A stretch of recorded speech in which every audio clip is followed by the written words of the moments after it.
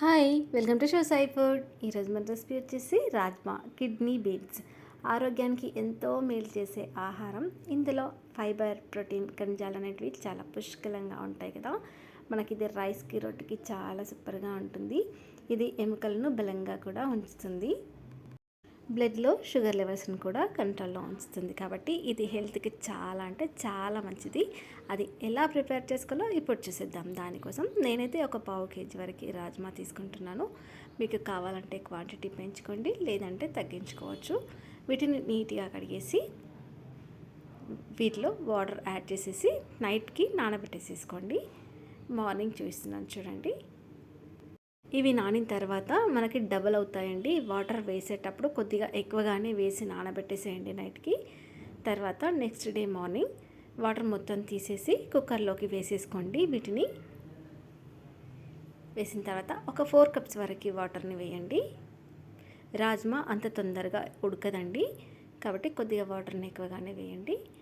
తర్వాత దాల్చిన చెక్క, బిర్యానీ ఆకు, మీరు కావాలంటే దీంట్లోకి లవంగాలు, ఇలాచి కూడా వేసుకోవచ్చు, కానీ నేను వాటిని వేయట్లేదు. సగం చెంచా కారం, సగం చెంచా సాల్ట్ వేసుకోండి.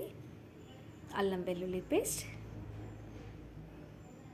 1 స్పూన్ ఆయిల్ వేసేసి ఒకసారి మొత్తం మిక్స్ అయ్యేటట్టు కలిపేసేసుకొని మూత పెట్టేసి స్టవ్ పైన పెట్టేసేయండి.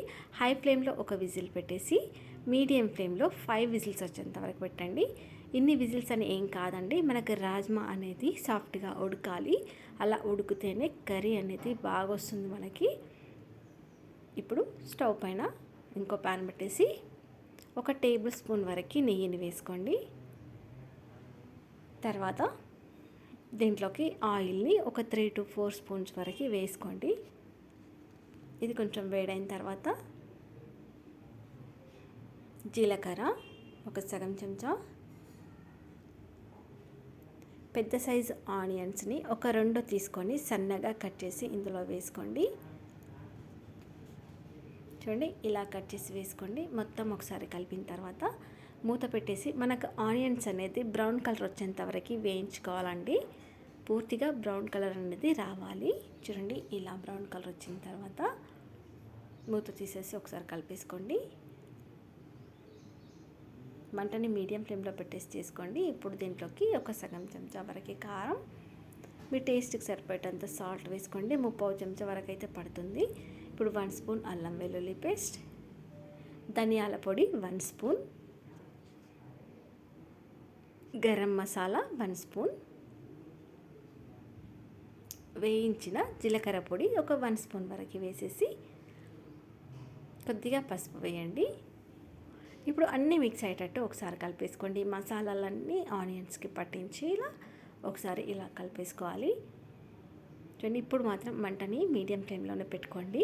మసాలాలు అనేటివి మాడకుండా చూసుకోండి. ఇప్పుడు దీంట్లోకి ఒక పావు కప్పు వరకు వాటర్ని వేసేసి మంటని మీడియం ఫ్లేమ్లో పెట్టేసి ఆయిల్ అనేది పైనకు వచ్చేంత వరకు ఉడికించుకోండి. మూత పెట్టేసి మనకు ఆయిల్ అనేది సెపరేట్ అవ్వాలి, అంతవరకే ఉడికించుకోండి. ఒక 2-3 నిమిషాల తర్వాత చూడండి, మనకు ఆయిల్ అనేది సెపరేట్ అయ్యింది కదా. ఇప్పుడు దీంట్లోకి ఒక 3 టమాటాలని ఇలా పేస్ట్ లాగా చేసేసి వేసేసుకోండి. చూడండి, ఇప్పుడు ఇది కూడా మొత్తం మిక్స్ అయ్యేటట్టు ఒకసారి కలిపేసుకోవాలి. మనం ఆల్రెడీ మసాలాలన్నీ వేసేసాం కదా. ఇప్పుడు మూత పెట్టేసి ఇది కూడా ఆయిల్ పైన వచ్చేంత వరకు ఉడికించుకోండి. చూసారు కదా, ఇలా ఉడికేంత వరకు ఉడికించుకోవాలి. ఇలా ఉడికిన తర్వాత మనం ముందుగా ఉడికించి పెట్టుకున్న రాజ్మా ఉంది కదా, దాన్ని వాటర్తో సహా ఈ కర్రీలో వేసేసేయండి. రాజ్మా అలాగే వాటర్ మొత్తం ఇందులో వేసేసుకోవాలి. ఇలా వేసిన తర్వాత ఒకసారి కలిపేసుకోండి. రాజ్మా తినడం వల్ల కూడా మనకి వెయిట్ లాస్ అనేది అవుతుంది, బరువును తగ్గిస్తుంది. ఇన్ కేస్ మీకు ఒకవేళ అలా తగ్గాలి అనుకునే వాళ్ళు రాజ్మాని ఇలా డైలీ మనం తినడం వల్ల కూడా తగ్గొచ్చు. ఇలా మూత పెట్టేసి కొద్దిసేపు ఉడకనివ్వండి. ఒక 5 to 6-7 మినిట్స్ వరకు. చూడండి, మనకు ఆయిల్ అనేది ఇలా పైనకి రావాలి.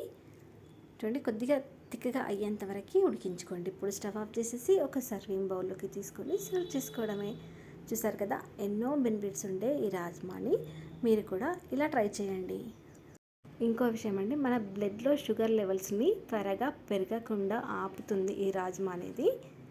మీరు కూడా ఒకసారి ట్రై చేయండి. Thank you for watching.